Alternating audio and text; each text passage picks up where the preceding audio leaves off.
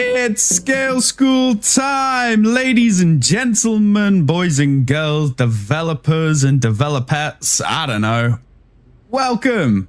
We're back with another episode. Obviously, last week, very hackathon, very hard on X402 and agentic commerce. But, you know, sticking with that idea of AI and the agenticness of applications, we have a very special guest today, Mr. Cameron Dennis of Near AI. Why don't you give us a little introduction about yourself and we can kick things off. Absolutely. Thanks for having me, everybody. My name is Cameron Dennis. I've been in crypto actually for about 10 years. I've been working on Near for the last 5 and AI for the last 2. And so I currently am on the Near AI team. We are building verifiably private AI, making sure that your agents are secure and that Sam Altman can't read all your prompts.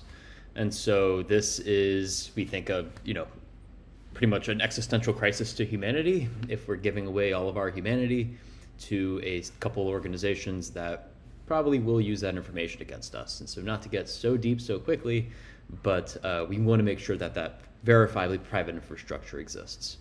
And so, yeah, that's what we're doing and happy to dive into it. 100%. Super excited to dive into all of that. But before we do so, as always, Toya, Mr. Professor, how you doing, man? Good. How are you? Not bad, not bad. A lot less pain. Yeah. A lot less pain. Did you hurt yourself going to the gym? I did last week. I'm feeling better. Every time I go, it's pain is less, which is nice. It's good. I don't think I've stepped in a gym for over like a year now, maybe a year and a half. Wait, really? Yeah. Oh, wow. We need to get you out from behind your desk, man. I work out. I just don't go to the gym. So I have a Peloton. That's what I do like on Tuesdays. There's no gyms near me that are like, I don't know, not. I like a small gym. I don't like the big box gyms. Anyways, I digress. There's no time to get out from behind the desk because agents don't get out from behind the desk. They run 24/7. Let's talk about those. 100%. Yeah. So, Near has obviously been doing a lot, in the AI space. And why don't you give the people a little bit of a rundown of, what Near AI is and how then we can jump into the likes of IronClaw. Yeah, for sure. So it's probably good to take a little bit of a step back and kind of tell where all this is coming from. And so Ilya and Alex, the 2 Near co-founders, they actually started Near in 2017 as an AI company. And this is right after Ilya co-wrote the Attention is All You Need paper. This is the most cited paper in all of AI. It essentially describes the T in ChatGPT, stands for transformer. And this is kind of how all generative AI works today. And so after he wrote that, and he's good friends with Alex back from the competitive programming days in Eastern Europe, they were like, holy crap, we just opened Pandora's box. And this thing will eventually teach itself how to do everything essentially better than a human can, including exploiting every vulnerability on the internet. And so that was sort of like one of the main issues that they were trying to solve. But in order to solve that, they wanted to create a code generator. And so this is like a huge vision. Like this vision it just goes on and on and on. But the whole point is how do we essentially have a ledger where people can verifiably own their money, data, and governance in a post-AI world, and use that ledger to pay people to do things to further, improve the economic and sort of social model of the new internet. And so that is what Near blockchain became. And that's sort of just like the base layer, is the incentive layer that needs to scale forever and decentralized linearly with scale, so no single party can essentially control truth on who owns what. Then the second piece is what we call near intents. And we frankly think blockchains are kind of clunky and like not always the easiest for people to use. And so the goal is to make blockchains invisible. And it just so happens we've known kind of that the future of AI is like intent driven. I don't know if you saw Emmett Schmier's post. He's the very short-term CEO of OpenAI. He was saying like the future of AI is all intent based because all these humans have intents and you want your AIs just to do your things for you. And so how do you actually build like the liquidity layer for intents? Because, you know, if I have an intent to go get my car washed, like I need to match people who wash cars to me with a certain amount of money to match that order. Very similar to how like exchanges work and very similar to how like AMMs work. So near intent sort of is building this like liquidity layer for agentic commerce, starting with crypto. And it's starting by making all these blockchains completely invisible from one another. This is kind of the whole multi-chain, chain abstraction piece of Near. And the whole point is just like make blockchains invisible because although Near can scale and has all this like, you know, great attributes to it, we understand it's gonna be a multi-chain world. And that's totally fine. Because the thing that we really care about is Near AI. Near AI is, you know, the front end of the web, like where everyone's going to be interacting with their agents and sort of interacting with superintelligence. And we want to make sure that that is user owned. Because if it's not user owned, as I mentioned before, like as we've seen before in a lot of like technology and capitalism, your information will be exploited for money. And so, but this is too big. Like it's too big to talk about like everything that you do, everything that you buy, like we need to make sure that that is owned by the people. And so how do you do that? Well, first off, you need a blockchain to sort of be that trusted database so you can like actually have a key that is yours. Second off, you need all this like off-chain stuff, making sure that the prompts are private, and I could dive into that a bit. And so what Near AI is building is it started off with like a private inference network. This is where we run large models inside these trusted execution environments, TEEs. Think of it like a black box that sits on the GPU that you're able to just open, like no one can see what's happening in this black box, and you can run arbitrary code inside of it. So you could actually run large models. So what you could do is you could take your prompt, encrypt it, send it to the black box, decrypt it inside the black box. We can't see anything. We can prove it. And then you run inference on top of it because one of these large models is running inside that black box. You take that answer, you encrypt the answer, send it back to the user decrypts it, you have now have privacy. So that is like one base product. And I can go on and on because like it sort of evolves into IronClaw, but I just rambled for a while, so I'm gonna stop. Yeah. All good, all good. Lots of really good stuff there that I kind of want to pull out and dive into to kick things off. I think it's really interesting because I think we share a lot of the same philosophies around where the blockchain ultimately will sit. And I think we're starting to see more and more people in the space finally come around to this idea that I think both SKALE and Near have been talking about for years, which is this idea that blockchains are kind of really not intuitive technologies, and they're really not enjoyable for human to use. I mean, arguably even like the basic internet is proving to be not the ideal way to interact with the internet, right? Or interact with technology. We're seeing this shift to prompting, right? Because it's just easy. I tell it what I want and it figures it out for me. And so blockchain requires you to go so far up this stack of like complex decision making, and AI kind of brings us all the way back down to earth, back to what humans are actually, good at normally, which is quite literally just being able to have a conversation, minus, social media addicts in the world that can't have face-to-face conversation, but they can type in their phone. So what I really like is that you guys have kind of a similar positioning on that. And I think the part about the data privacy and visibility is really interesting. Because I think there's a lot of nuance to this topic. What I mean by that is I fully agree, right? In an ideal world, your data is your data and it's private and people can't train on your data. They can't determine everything about you. They can't use a bunch of LLMs to pinpoint things you may want to do, things like that, right? But we obviously know that the cloud era changed how data was handled. If like everything is online, there's no real way around it. Everything is online.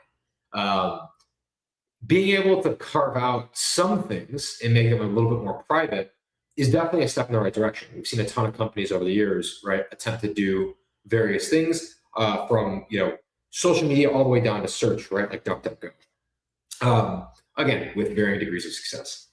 I think what's really exciting about agents and where we're at in, call it like the crossing the chasm graph, right? We're not at the chasm yet. We're at the kind of like, what are we doing phase, right?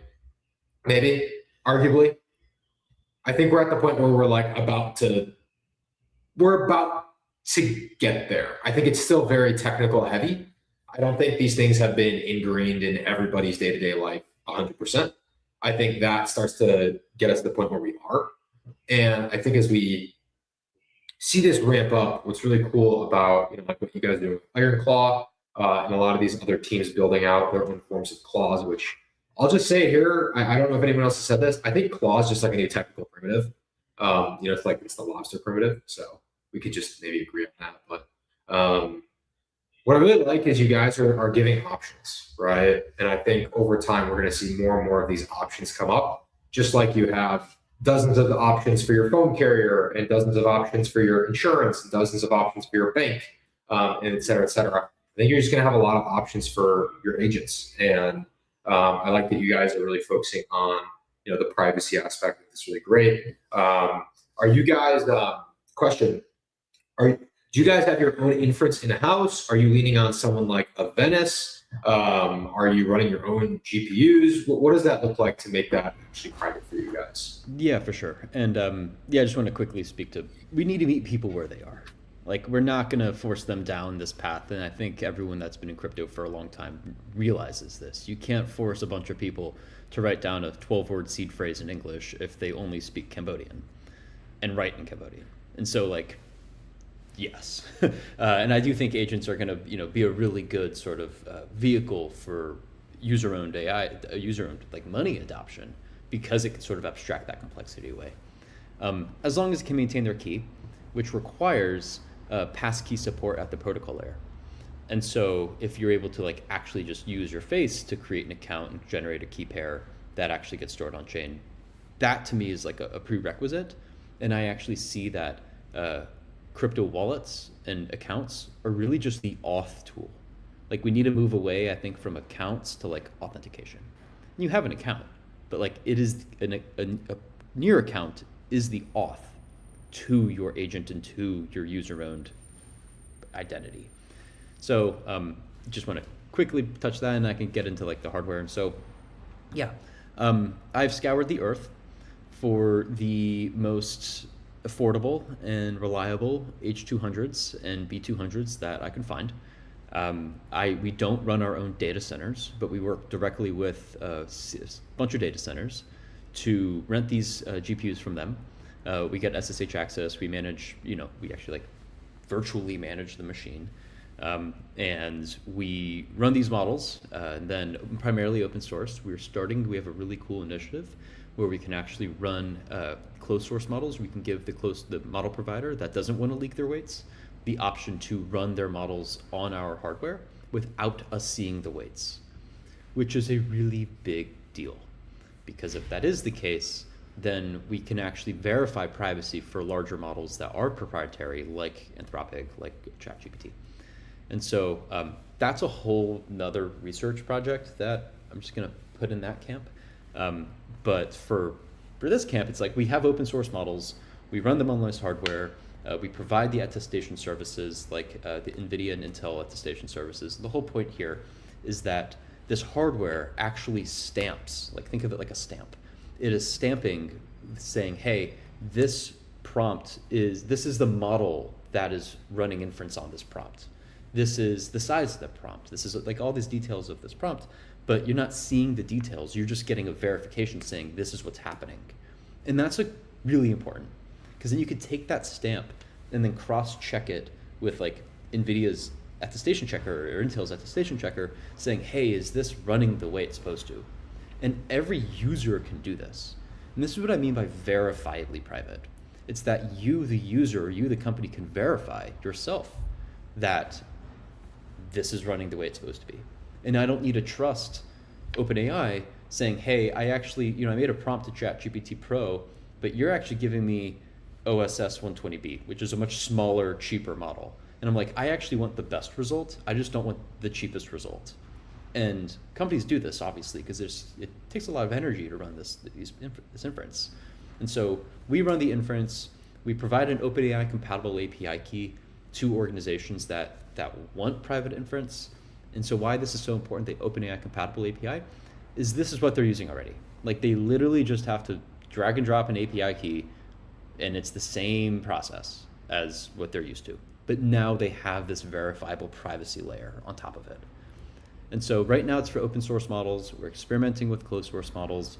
We do have a closed source model option where we actually just like keep models anonymized, but it's not private. What I mean by that is like, let's say we have an Anthropic API key. We have the key. This is what Venice does.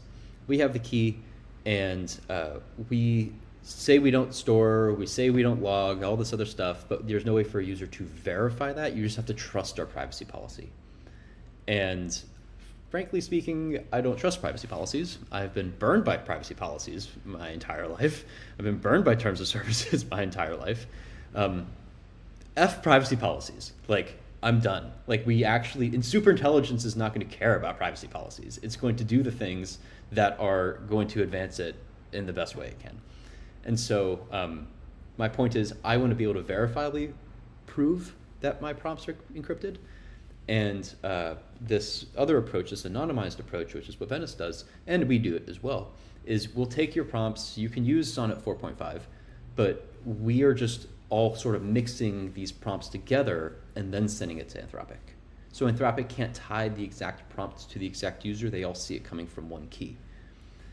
And that's cool, but I think it's a short-term solution for a long-term problem where we should all have verifiably private guarantees. Like, I think that's the prerequisite. And that's going to be a standard that I, just in my crystal ball, assume governments will push top down to protect consumers.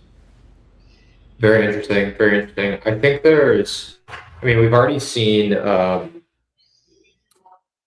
we've seen a few things, I think, in the last couple of weeks that I think are pretty relevant. The first is we're seeing this really interesting, call it like battle of the model providers, where they're arguing over like using each other to train and like prove information. And so I'm curious if the verifiable T's potentially help with that.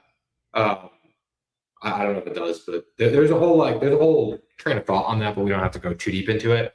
But we're seeing, I forgot who it was. I think it was Minimax, DeepSeek, and maybe Quen were getting accused by, I think, Anthropic of basically like attacking the Claude endpoints to try to figure out kind of how it works and like pull out the weight, stuff like that. So that's kind of one thing. The next part is we did have an incredible release. I'm pretty sure it was yesterday. AI just blurs together these days, so it's kind of hard to remember what day something happened. But within the last 48 hours, Quen dropped a family of small models, small language models. Specifically, the one that I think has taken at least the research world by storm so far is the 9 billion parameter model from the Quen 3 lineup, which is so far outperforming GPT OSS 120 billion, which is the last, if I'm not mistaken, it's the last open source model that OpenAI put out, about a year and a quarter ago? A year ago, 9 months ago? 8 months. Yeah. And that model has been one of the most commonly used open weight models sold by top tier inference providers like Grok, Cerebus, etc. And we're seeing a model that is 10 times smaller, 11 times smaller, just dominated. So it really opens up the door as well, I think, for inference providers like you, as well as seeing more of these agents run on commoditized hardware, right? Mm-hmm. Yeah, so I can tell you why 120B is the most popular. And it obviously the performance is great, and it is smaller to run than some of these much larger models. But a lot of businesses in the West aren't allowed to use Chinese models because the outputs are biased. And so that is the concern. And so a lot of enterprises that I speak to are like, hey, GLM5 is awesome. Like the reasoning capability, the way it can do, coding is fantastic, but we don't want a model influencing our company's decision making if somebody asks it a question about Tiananmen Square. And so there's just this, like, even if it's open source, even if it's private, there's a huge demand for Western open source models that don't have Chinese bias. And so, but for tinkerers and everyday people, the Chinese models blow the American open source models out the door. Like, it is insane. Like, I love GLM5. Like, it feels like Claude. It is awesome for literally like 15 times less the price. Like, it is incredible. And to talk about like the edge AI point, yeah, at the end of the day, I do think that humans will evolve to build the most efficient models that run on device. Like, edge is the sort of like end goal of user-owned AI, because you do get like the highest privacy guarantees that way. But all this like TEE, verifiable privacy operating in the cloud is just what we have today that like works really well for like an industry like robotics. Like, for robots, you don't want to have super expensive clunky hardware on the machine. It's going to make the robot more expensive, and energy requirements, whole 9 yards. But you do want that reasoning capability of a GLM5. But you don't want to send everything that's happening inside that robot, all that inference, to a third-party inference provider that can see everything that's now inside their consumers' houses.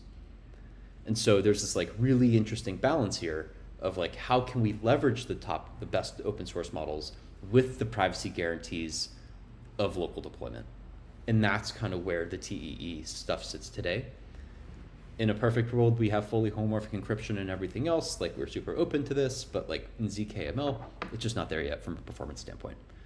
And so I want the edge AI future to happen. Like, I love what like Exo Labs and other people are doing.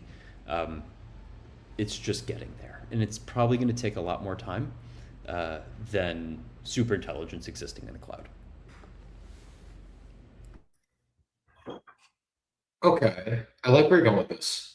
I think, okay, so an interesting question that I'm very curious about is, as the AI, we've seen this trend, and obviously this trend seems, it seems likely that it will continue because, well, it's the only way for the model companies to functionally continue to dominate is models get stronger, but they also get cheaper.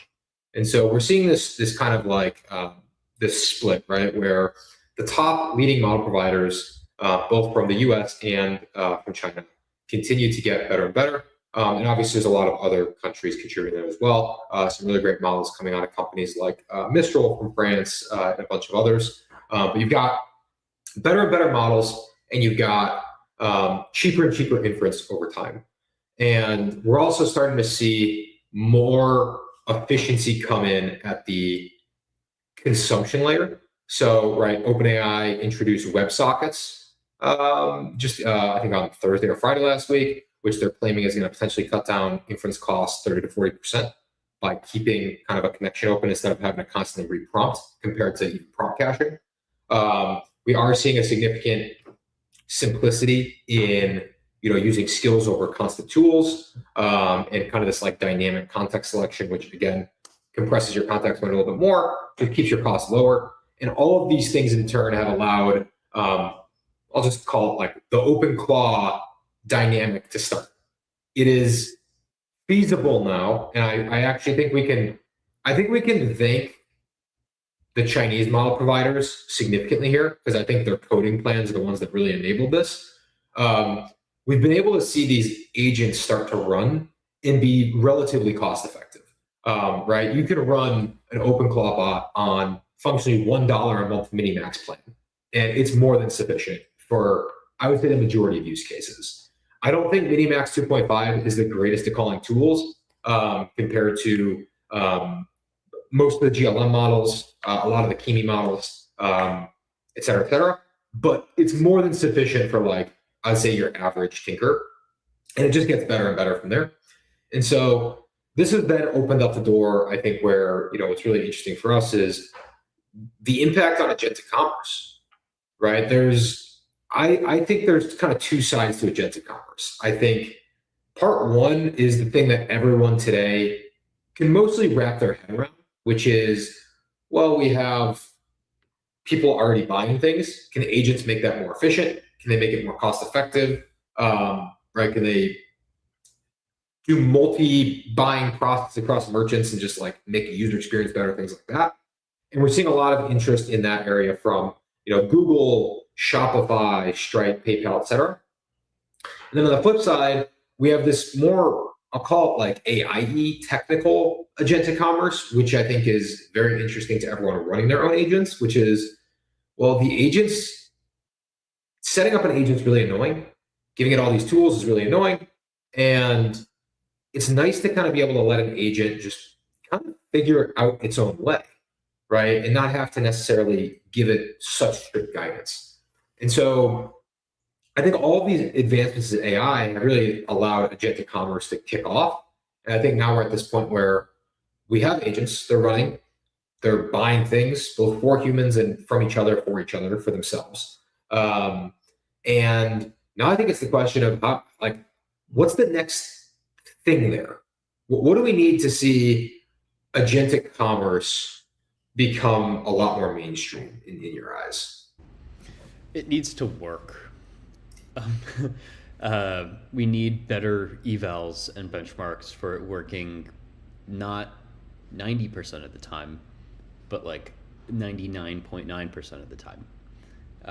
A lot of models still hallucinate. We don't have like solid chargeback, like, especially for transacting in crypto. There's not an easy way to be like, hey, I accidentally bought the wrong pair of socks, but my money is sent to your account. Like, can I get my money back? Or like, I want other socks. Like in Amazon, you can just return item and do it. So there's a lot of infrastructure around dispute resolution that needs to be built out. That is a prerequisite. I'd say like it needs to work 99.9% of the time. Because if people have a bad experience once, they are not very keen to come back.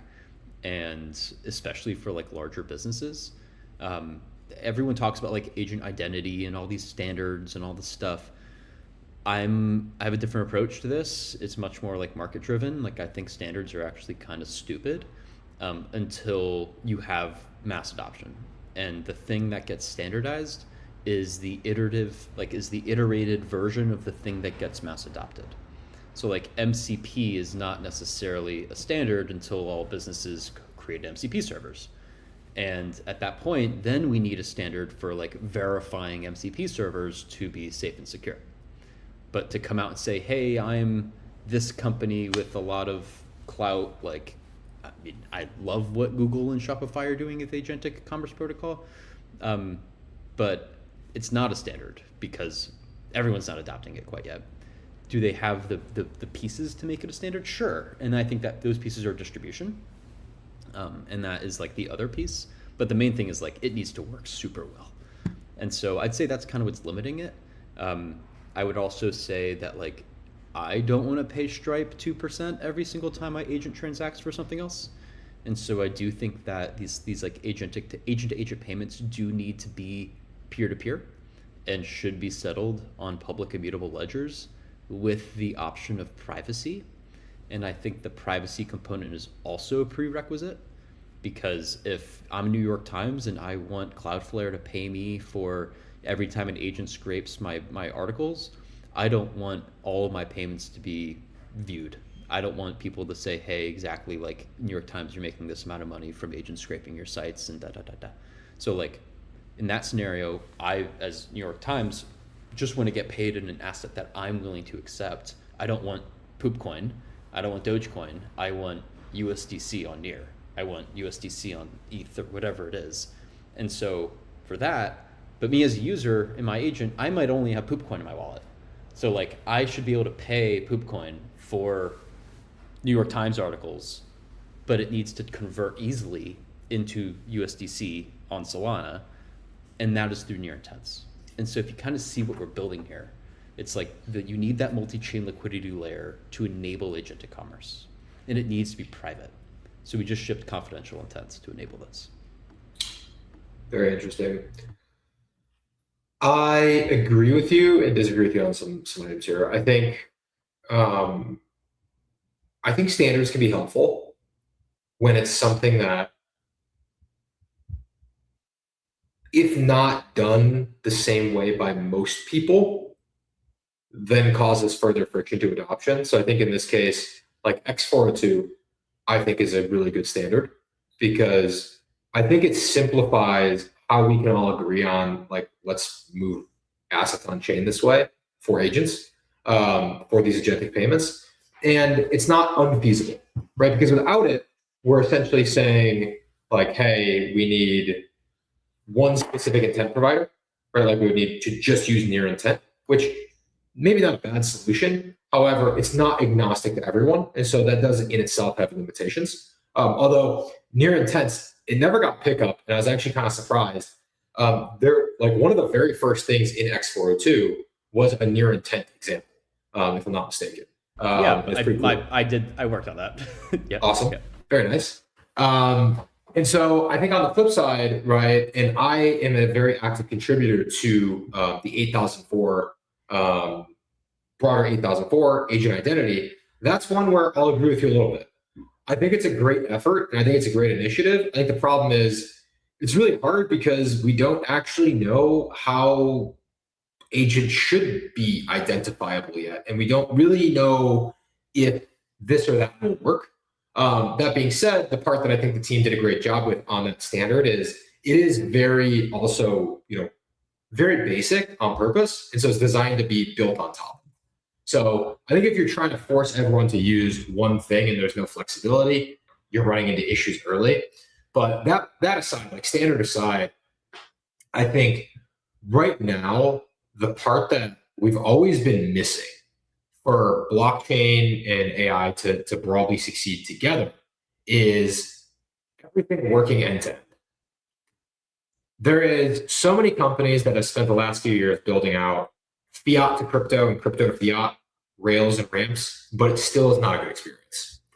And the part that nobody wants to actually admit at the end of the day is your agent is spending your money to start. Like, you're giving it money.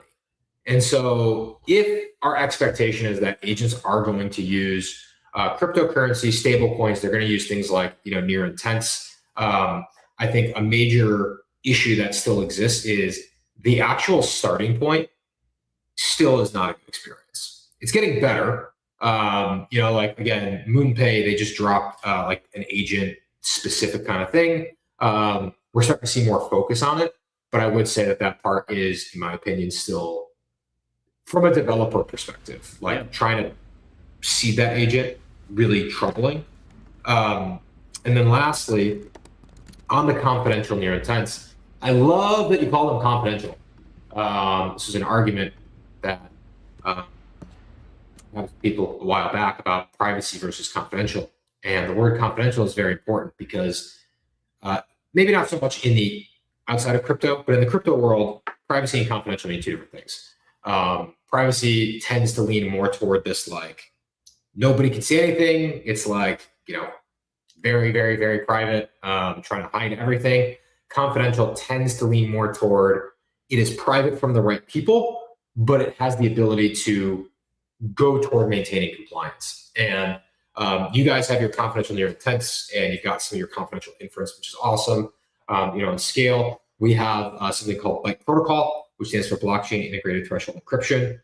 This is our confidential compute layer. These are EVM primitives that maintain confidentiality, so you can send, encrypted transactions without any changes to solidity. Things stay fully encrypted through the mempool, not just for stablecoin transfers, but for any transaction.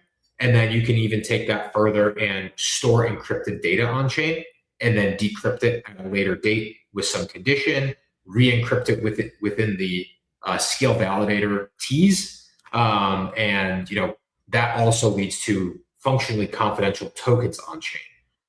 which allows you to actually go, potentially you guys have like Zcash and a bunch of other, privacy assets you support.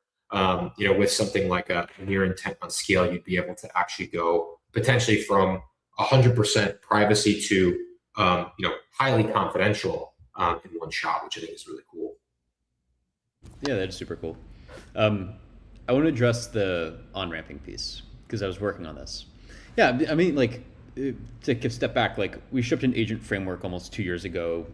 We've been working in this space for a while. We actually kind of wound down a lot of the agent work in the last year and a half because there was no useful agents. Like, models weren't, the reasoning wasn't good enough to like get useful agents because they'd hallucinate, and people don't want to use agents if they're not doing the thing you actually want them to do. And so when it comes to on-ramping, we built like a really hacky solution using your intents and Coinbase on-ramp to get agents credit, money.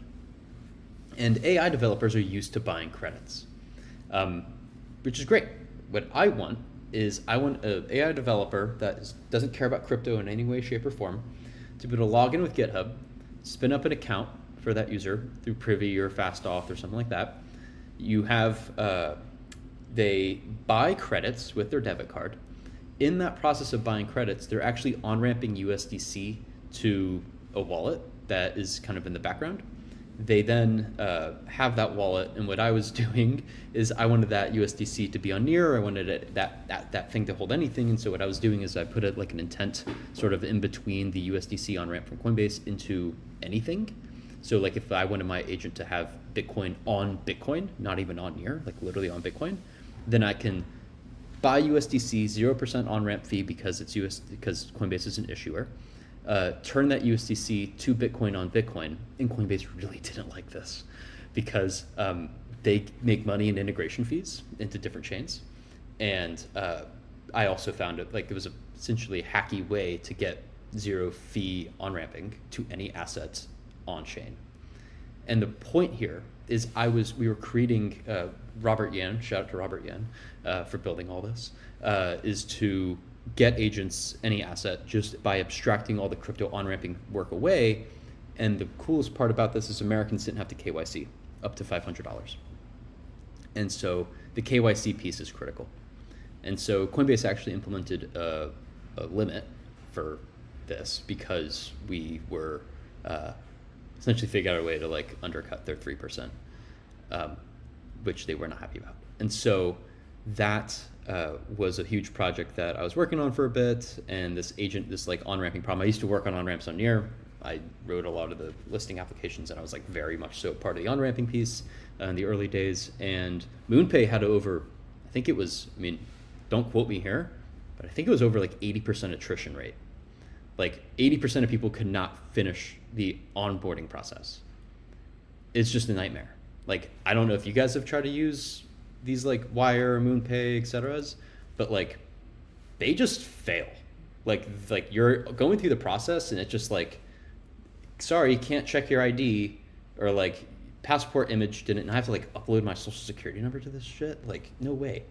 And so there's nothing there fully. Like, it doesn't really click. So the best on-ramps in the world are exchanges. And they have the compliance, they have the risk models, they have everything else, they have like the money to do this well. And so I actually think exchanges are the best on-ramp to agentic commerce, as long as they're okay with putting wallets on chain. And fuck it, like give them their fee, give them their on-ramping fee, that's fine. But like, we need to bake this into we have to abstract the complexity away for the AI developer that knows nothing about crypto to have a wallet in the background, and then they can fund their sort of sub-agents that they deploy with crypto. So then you could do the peer-to-peer payments. And so that on-ramping piece, there's a company called PingPay that's working on this. It's a really big issue. And so if we want our agents to pay for things peer-to-peer, we need to solve this. So there's that. You had also mentioned the, sorry, what was your second point? Like, I like the on-ramping piece. Like, this is critical. You're good. My the second part was, I think, more so just along the lines of the privacy versus confidentiality. Yep. And how we're most people that work. I think there's a misconception, and I think it's the way everything in the world goes. There's some bad actors that harm normal people trying to make a living, and the reality for most people in this space, everyone on this call included, is like, this is our job, this is our living. Whether we enjoy it maybe more than the average person enjoys their job is not relevant. I think most people that work in crypto tend to love cutting edge technology, but we're not in most cases interested. I mean, there's some people that are, but like, I'm not interested in building something that is going to be like flagged by a government and say like, you can't use this is illegal. That's not in my interest, because like, I don't need that in my everyday life. It's not relevant to me. Maybe there's places in the world where those protocols are a necessity for safety or day-to-day living, or they're legal, and that's totally fine. But in the United States, in the EU, in most established countries at this point, there is a level of confidentiality that has been established from day to day. People store their money in banks, they spend money on credit cards, maybe they do spend money in stable coins and crypto. And there's certain institutions and entities that can see this, right? When your money's in the bank can see it. Everyone at the bank can see it. The difference is they tend to not go home and tell other people what other people have in the bank, right? Because like, if people found out, they wouldn't be working at the bank for very long. If the government wants to see what's in your bank, the government can see what's in your bank. There's just like, that's the way it functionally works. Most people don't have a problem with this because, again, it's just like normal societal confidentiality at this point. And so I think I have a problem with it. I have a problem with it. Not necessarily the government. It's just that like these companies very often, like the other day I pay my rent, and they have this thing called Bilt, B-I-L-T. It's like a property management app, and I could either pay an additional 3% on my monthly rent. That's a lot of flipping money every month if I don't connect my bank account to their app. And I threw the privacy policy into chat, or into like near chat, and it said, well, yeah, they can actually now see your statements. Bilt can. I'm like, F that. Are you kidding me? Like, I have to either choose between paying 3% on every single month's rent, or give up all of my financial information through my checking account. I would get a lawyer to look at that, because that seems kind of illegal. This is America. This is capitalism. This is what it is. This is data. Oh yeah, I mean that 3% to them is worth like. This is the proprietary data. I don't know if you saw it, but it was what's his name? CEO of Oracle the other day. There was a video that came out, and he was talking about how all the models over time will become more and more commoditized. And the thing that is actually relevant is private data, because everyone is trained on the public internet at this point. They're distilling it down, and the whole public internet is there. But it's why the nuance to like specialty information is highly sought after skill. That's why companies that have treasure trove of data, everyone wants the data because it's valuable. So sorry, please continue. Yeah, I'm pissed. I created a separate checking account to connect my Bilt, but I'm a sophisticated user. Like, other people are just like, oh, 3%, I'm gonna give this random company, startup, out of whatever, all of my financial history, and now they can see everything. That is disgusting. That is operating within the system that you're describing, and I'm pissed. Like, and I know, yeah. Well, one thing I'd like to call out is I don't agree with that practice. I more so, what I more so mean is like me storing money in the bank. Mm-hmm. We call it the barista test, right? So that actually fails the barista test, in my opinion. The barista test is when I go buy a cup of coffee, right? So I go to Starbucks, or I go to Dunkin' Donuts, or whatever coffee shop is local near you. You go to your coffee shop and you buy your coffee. Use a credit card. You use Apple Pay, you use Amazon Pay, Alibaba Pay, Google Pay, one of these 10,000 ways to pay. At the end of the day, the only thing the barista on the other side sees is if you have an account with them, your account history with them. Maybe they see the last 4 digits of your credit card, which is whatever. That's pretty standard. Right? Maybe they see obviously they know how much you spent, and they know like your name, maybe, right? If it's, that probably comes up from the credit card. They don't have your full transaction history of your credit card. They can't go back and see your bank account. They don't see how much money you made last month. That is the barista test, right? It's a level of confidentiality that your barista, your colleagues, your neighbors, you have against them. And that is 100% reasonable and, in my opinion, societal expectation. What you're describing to me does not meet that, in my opinion. That seems ridiculous and unethical because they do not need that data to safely process your payment. And I'm sure somewhere buried in there, they probably give you the right to pay via check and drop off a check somewhere. I'm sure the property company does, but everyone. No, I asked. I'm an ass. Like I'm okay. An ass. Like that's wild to me, and that actually might be illegal. But I also know that I know a lot of people that paid rent, paid rent manually by check for a long time, and I know that more and more recently, it's actually become common that people, checks get delayed, mail gets delayed, issues occur, and there's, people get evicted because like the check didn't make it in time. So like there's, you want to relying on these digital systems too much. Yeah, we're relying on these digital systems too much, which are actually very extractive by nature because you're giving up so much. Throw super intelligence on this, and it's a recipe for disaster. Like that's why we need it to be verifiably private. This is already happening today. I got in huge trouble when I was in university for organizing a conference where I invited the CEO of Cambridge Analytica to speak about how democracy was essentially sold to the highest bidder in the 2016 elections. And it was a big conference, it was super cool, but my whole shtick was like, hey, I just want to educate people about like how society can be manipulated at scale if you just take a Facebook quiz. And you can. And they swung elections and all around the world, and it was very controversial because I was like giving them a platform and that whole thing. But like people have no idea. And I think this is where like we need to move beyond the barista test, because there are other people who move beyond the barista test and they're manipulating opinion at scale. And when you believe whatever your AI is telling you, whether in the future it could be what kind of pharmaceutical drug your doctor should be recommending, or like therapy or anything else, I want to know that I'm using the model that I think I'm using, and I want to make sure that the prompts are private, because I know that information is going to be used against us. And that's where IronClaw actually kind of fits in here. But we can, there's a lot of rabbit holes. Yeah. It's as an outsider looking in, right? From you guys is you guys are kind of crazy at times.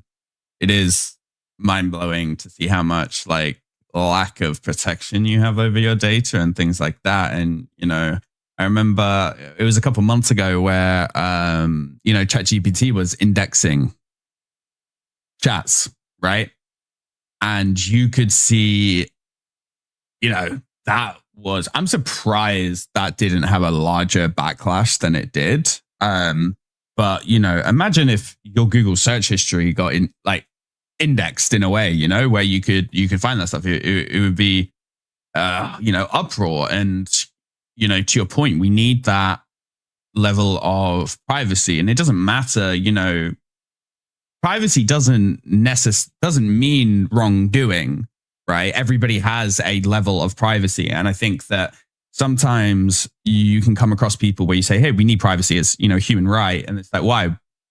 What are you doing that needs to be private? And it's like, it's not that. It's, to your point, I don't want someone to be able to look at my bank transactions, know that it's linked to my email address, and begin selling, let's say I go to, Starbucks, right?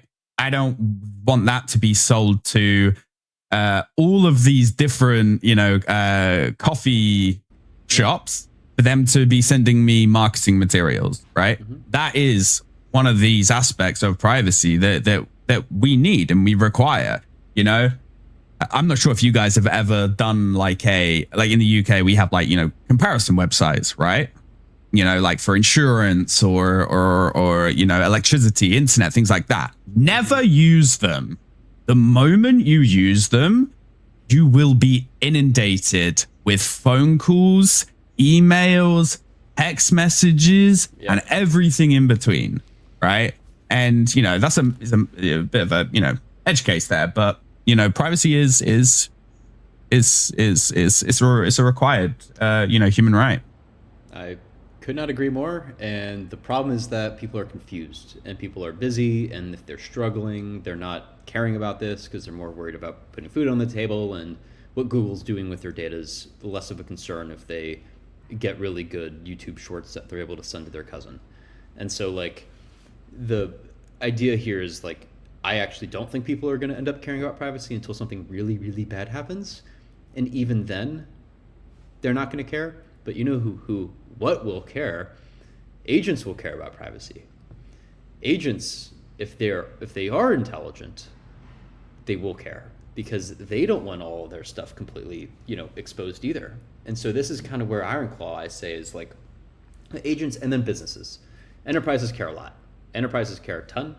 And a lot of them are sort of in this like dilemma right now is like, should I use these tools to become X more productive, even if I'm giving away all my company secrets to OpenAI? A lot of them say yes, because they think that the rate of acceleration and the rate of progress is more beneficial than the risk of OpenAI competing with them in a niche task. And so like in the future though, and actually today, if you use near chat, you can get the best of both. But this is going to become, in my opinion, top-down regulatory enforced, and people will need to have some level of AI privacy. And I actually hope EU is the one to push that the furthest, or maybe UK as well. Like someone needs to do this. America won't because the private interest in government. It's in the nature of the U.S. political system, despite freedom. And so, yeah. A question for you. I saw. Oh man, I feel like it's been every day is crazy in the AI world. I want to say I saw something last night or yesterday afternoon, maybe it was Sunday, about the state of New York wanting to ban the use of AI for most like legal healthcare stuff like that. Curious, your stance on that. I have a feeling I know what it is, but just curious what it is. And lastly, then we can, to kind of use this to wrap up. How does that impact, in your eyes, the use of AIs within T's? Mm-hmm.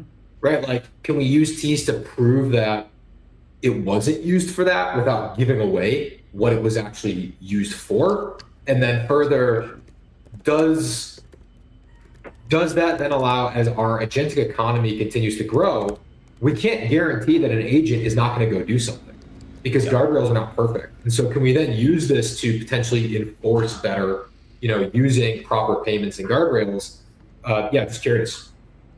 Yes, lots of stuff there. So first off, New York State banning AI use for legal and healthcare and stuff, I think that's silly. I don't think they should necessarily outright ban it, but I do think some guardrails around it is important, specifically around privacy and specifically around like privilege. Like OpenAI, even like Sam Altman came out and said, I'll drop the link here in the chat, that there's no privilege between OpenAI and, when I say privilege, like legal privilege. Like if you go to a therapist, there's legal privilege saying like the government can't subpoena that therapist to tell them, for them to tell them what you're telling them, or same thing for a lawyer. But there is no privilege within chats. If I use OpenAI as my lawyer, the government can go subpoena OpenAI to get that information, which kind of makes sense too. But I would love to see privilege added to models with the guarantees that TEEs provide. And like saying, hey, like this is verifiably private. Like there's a whole thread there that needs to be unwound. So one is around, I don't think they should necessarily make it illegal. There should definitely add some level of confidentiality in order to enable privilege. And then when it comes to, there's a third point, sorry. There was the, I guess, use of, what I wrote down somewhere. Yeah, what was the third part?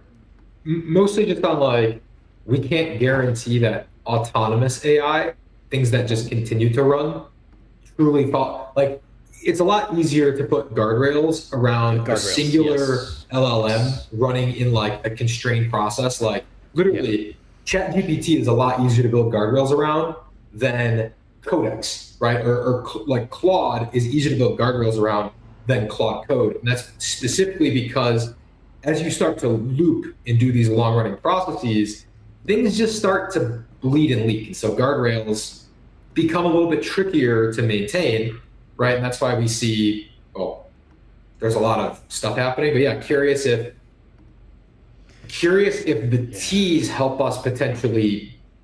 Does that help us with the guardrails? Does that do anything? Yeah, it's super complex. Short answer, not exactly. Doesn't necessarily help with the guardrails. If anything, it makes it harder to see what's going on inside of the models, like much harder, like as an impossible kind of. So it's a black box. But the cool thing about it is you are able to run arbitrary code inside of this TE through like in any Docker image. And so Brave browser has come up with this really cool privacy preserving product analytics. And so it's like you could run extra checkers to do privacy preserving analytics on prompts inside the TEE, which has yet to be explored. I would highly recommend someone to do this. I'd say these are like the evergreen spaces that like are huge opportunities for developers and founders to go attack. Is like, how do you do privacy preserving analytics inside T's? Other one is around like evals and benchmarks. Like right now, the biggest issue today is like, I don't know if my agent's doing a good job on certain types of tasks because those tasks, well, they're task specific. It's not just like all coding. It's like, hey, if I'm trying to, have an AI agent act as a paralegal, paralegals do a lot of things. So I need like evals on benchmarks on every little thing. And so somebody to create that like eval framework for agents tasks is going to make a killing. And 10 out of like, they will be acquired quickly if they are able to get some level of demand. So add these things together and you sort of get your answer. Definitely. Amazing. Mr. Falcor, anything else? Yeah, no, nothing from me. Incredible conversation, Cameron. Genuinely, it's been, great to be able to get a bit more of a deeper understanding into Near and, IronClaw and, the kind of how you guys are taking this battle forward. Yeah, didn't talk much about IronClaw, but yeah, not that much. The IronClaw is the accumulation of all of these things sort of coming together. And so TLDR, it's like we rewrote OpenClaw in Rust to make sure it's memory safe. We have all these guardrails around making sure your tool calls are safe. Think of it like secure OpenClaw for everybody. I'm taking it to businesses. I'm taking it to businesses that want to use OpenClaw but can't because OpenClaw leaks a bunch of stuff. And they're like, hey, we really want to use this, but we can't because we understand our employees are going to give it access to things they can't give access to, shouldn't give access to, and da-da-da-da-da. And so IronClaw is sort of a framework for that. And I'm currently going down two paths. One is the B2B, as I sort of mentioned, like automate back office and like entire workflows for teams inside of companies. And then B2C is everyone has their own privacy preserving personal assistant. And this is where, Near has over 40, maybe 50 now million monthly active users. We have distribution, which is really cool. And so as long as we can make the economics work to actually deploy these things in a way that's not going to break our bank and get them to like make money on inference, there's actually a pretty cool opportunity here. And the ultimate goal is, well, one, make money to build a product that actually does things that save people time and money. And then from there, take that profit and buy back Near. and the economic model of Near as a token is drastically changing. Near Intense is the first version of this. Near Intense prints money, like it does. I think it has done over $13 billion in volume. If we add a tiny fee on top of that, we make a lot of money, and then we buy back Near. And that's sort of the V3 of Near's tokenomics. We're sort of checked the blockchain box, we're checking the chain abstraction box, and then the last final box that we think is ever going to exist in the world of tech is AI. And we want to make sure that's used around. Amazing. Amazing. All right, guys, we're a little bit over, but you know, absolute pleasure hanging out, talking, learning more. Yeah, been an absolute pleasure having you on, and you know, super excited to continue seeing what Near AI is doing, and you know, the continued evolution of IronClaw. Thank you guys. Appreciate it so much. Thank you guys so much for hanging out, and we'll see you guys next week for another episode of Scale School. Bye-bye. See you.